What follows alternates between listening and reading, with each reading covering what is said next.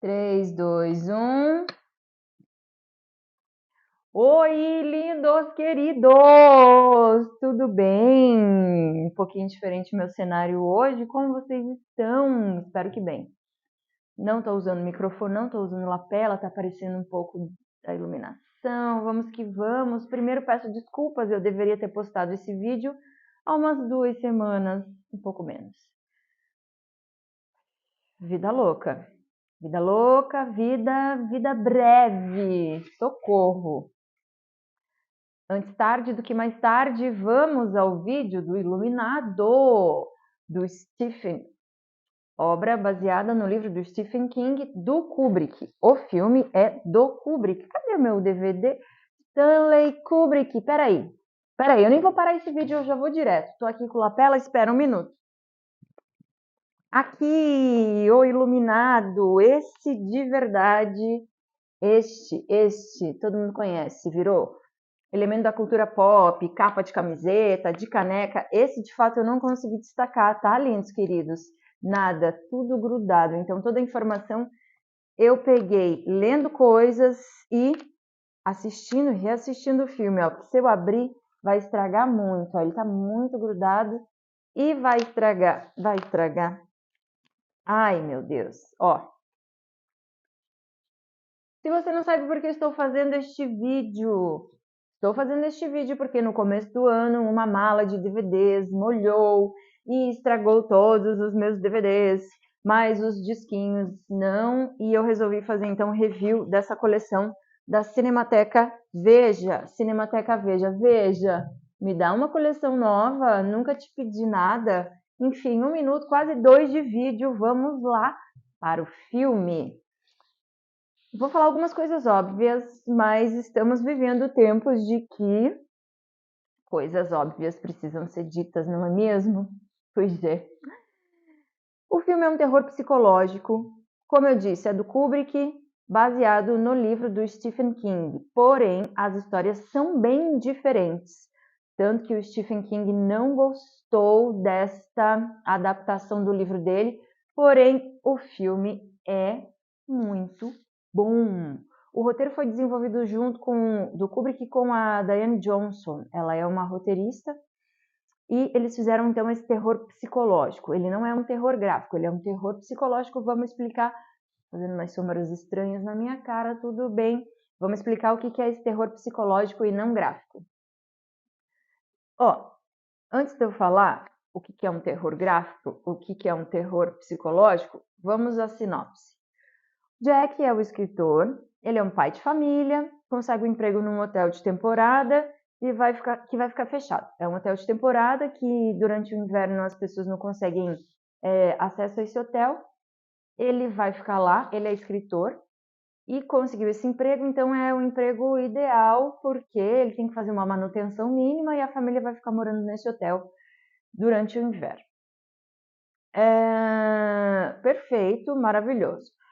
Só que o Jack começa a dar uma enlouquecida. A gente já começa a entender isso um pouco antes deles irem para o hotel. E tem umas cenas que a gente já vai entendendo que esse personagem não está muito bom da sua cabeça, pleno da sua faculdade mental. E o filme é bem direto nesse ponto, viu? Essa evolução dessa loucura é bem direto e vai criando uma ambiência que a gente vai ficando com medo, ficando meio claustrofóbico, pesado. E aí, com essa coisa dele enlouquecer, a família dele começa a correr perigo. Então essa é a sinopse. E como não, se não bastasse, eu esqueci de falar uma coisa não.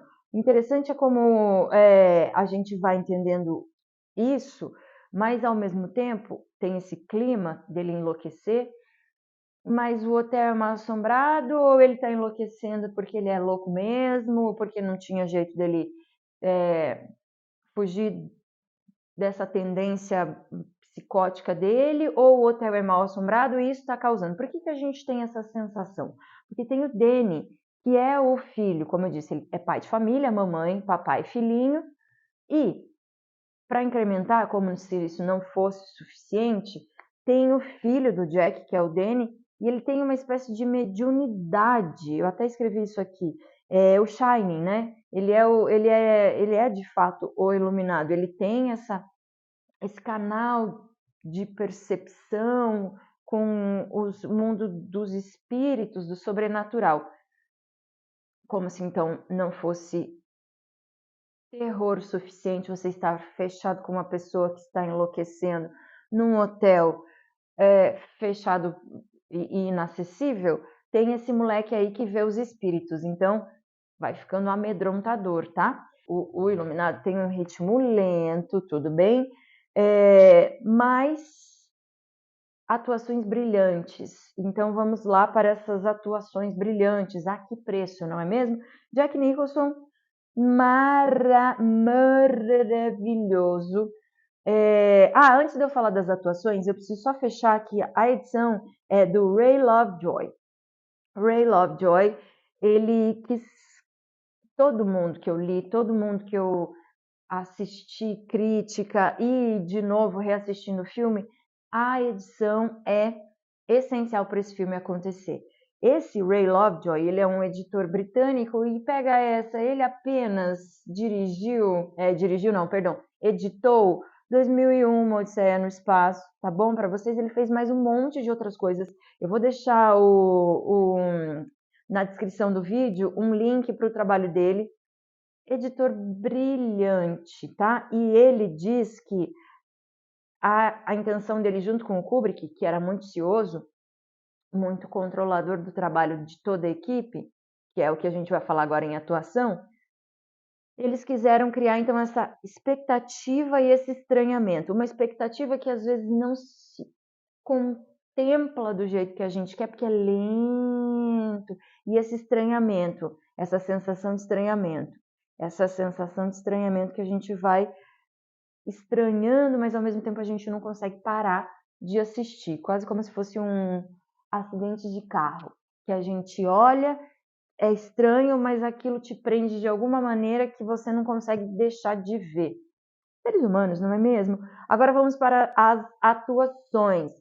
Shelley Duvall é o Andy, Danny Lloyd é o Danny Torrance, né? E o Jack Nicholson é o Jack Torrance. Então, as atuações. Tem um documentário muito bom chamado Room 237, do Rodney Asher, que é um documentário de fã mesmo. Eu aconselho muito, também vou deixar na descrição do vídeo. O Kubrick era um cara perigoso, digamos assim. Ele era muito talentoso, porém perigoso. Ele instruiu que a equipe falasse o mínimo possível com a Shelley Duvall, para que ela se sentisse um pouco deixada de lado dentro dessa equipe, dentro dessa... Porque quando a gente faz um filme, lindos queridos, o set vira uma grande família, um grande... com seus... Hoje é Páscoa, né? Tô gravando esse vídeo na Páscoa. Família, né? Com seus benesses, com seus defeitos. E, querendo ou não, acaba sendo muito imersivo quando você está num filme. E o fato dela ter sido deixada um pouco de lado, o Kubrick orientou para que a equipe não elogiasse as cenas que ela fizesse, e além disso, ele regravava muito. A cena do taco foi gravada 120 vezes. A gente está falando de uma época que não tinha, meus amores, digital, era tudo na película, tá? 120 vezes. 120 vezes para trazer essa exaustão. E aí depois você pensa assim, depois de 120 vezes, ninguém te fala parabéns, você foi bem. Não, ela era sempre cobrada, sempre, legal, podia ter ficado melhor, isso, né? E aquilo foi trazendo para ela um desconforto muito grande que a gente consegue ver. Eu estou procurando aqui foto do filme, vai trazendo esse desconforto para atuação dela. Então, aquela cena do machado na porta. Ai, tô dando spoiler, mas pelo amor de Deus, se você não sabe do que eu estou falando, você precisa saber e você vai lá assistir o Iluminado, tá? Aquela cena da porta com o machado, que ele destrói a porta, foi gravada 60 vezes. E ele queria essa sensação, essa expressão de terror na cara da Shelley. E então é isso, ele era um cara um pouco abusivo, tá? Hoje a gente chamaria ele assim de abusivo. Ai, Lolita, olha o filme, tão lindo este filme, também baseado na obra de um escritor. A gente pode fazer, mas eu acho que não tem na coleção. Tão lindo este filme, também diferente do livro. Então, o Kubrick, ele bastante abusivo no set, ele deixava as pessoas desconfortáveis quando era do desejo quando era do desejo não, quando era da necessidade deste papel, ele fazia o possível e o impossível para exprimir dos atores essa verdade, não é mesmo? Então, o que eu vou falar para vocês? Ela sofreu bastante, ela disse que ficou bem abalada, que demorou para se recuperar da... Olha aqui, ó. Esse aqui é o Laranja Mecânica. Outro ator também que bem saiu, o Malcolm McDowell, ele também bem saiu da casinha. Depois ele voltou no Mozart at the Jungle, mas ele demorou para voltar, viu, gente? Então, o que eu tô falando aqui da Shelley, do Val, é uma coisa bastante perigosa. Tem vários diretores que fazem isso e talvez não seja. Quem sou eu para falar de Kubrick, né, gente? Eu só sou uma professora de cinema. Só sou uma professora de cinema, não é mesmo? Só sou uma professora de cinema. O que eu tô falando? Mas talvez não seja o melhor caminho. Olha aqui, ó. A cena do Machado, a cara da Shelley Duvall aqui, de medo absurdo. Então ele ia fazendo esse terrorzinho psicológico dentro do set também, para deixar o filme do jeitinho que ele queria. Que fofo! E, bom, isso foi com a Shelley, né? O Jack Nicholson, ele diz que nesse documentário ele dá um relato dizendo que ele comeu durante 2 semanas a comida que ele mais odiava, que era sanduíche de queijo, para trazer esse desconforto para esse personagem. Deu certo, né? Enfim, não sei se precisaria ele ficar comendo 2 semanas sanduíche de queijo, mas, e também não sei dentro desse processo, mas Jack Nicholson, grande ator, saudades, saudades, Jack, saudades, que pena. Quem não sabe do que eu estou falando vai pesquisar no Google. E é isso. Ele tem essas atuações brilhantes. Com o menino, ele era um menino, tinha 5, 6 anos. Claro que ele não fez esse terror psicológico, muito pelo contrário. Com o Danny, que também chamava Danny, né, Danny Lloyd, era uma grande brincadeira. Tinha uma equipe responsável só por entreter esse menino. E, para quem assistiu o filme, mas para quem não assistiu, vou dar outro spoiler, aquele negócio do dedinho que ele faz com a voz estranha, assim, fazendo com o dedinho, aquilo foi o ator mirim. No dia do teste, ele fez isso com o dedinho e aí ele ganhou o papel. E aí o Kubrick incorporou isso no roteiro do filme, ele falar com o dedo assim, a vozinha já existia, mas o dedinho, então é isso, né, gente?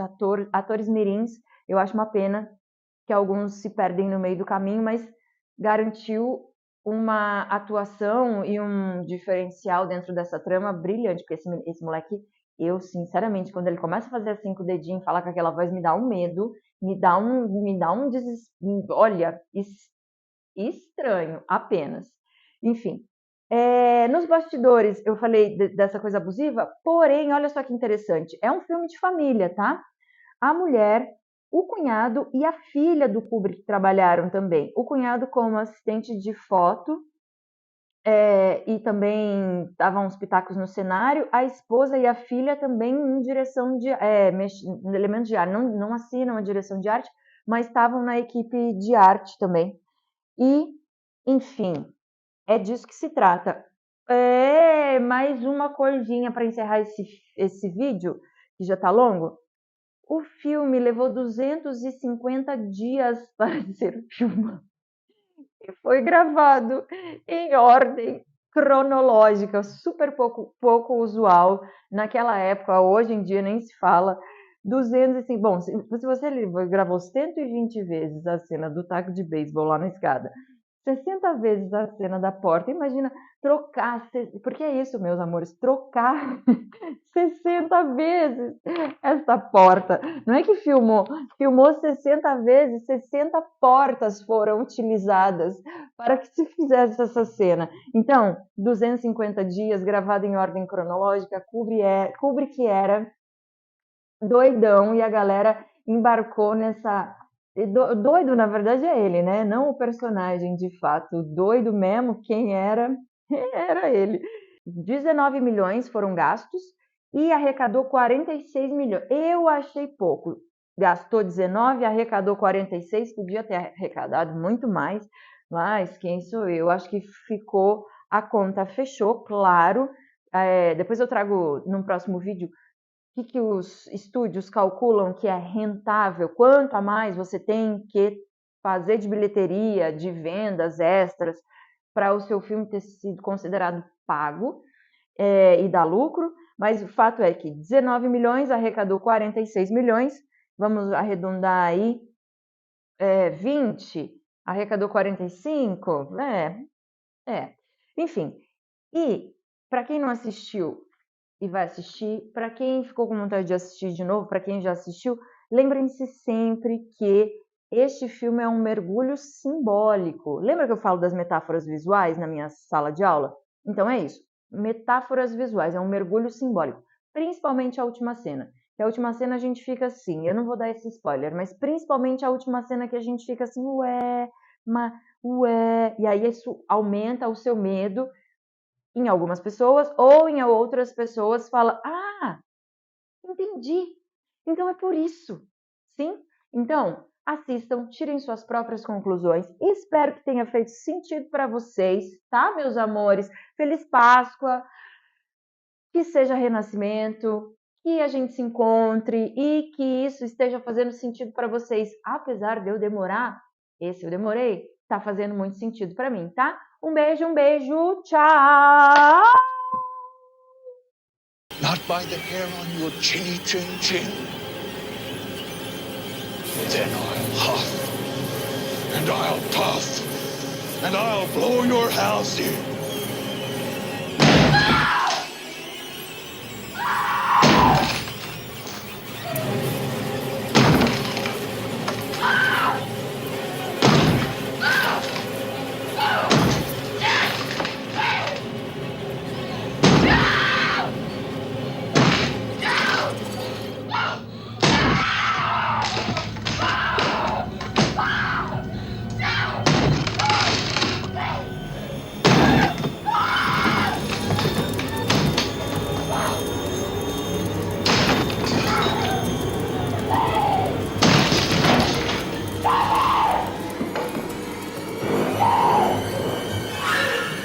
Here's John.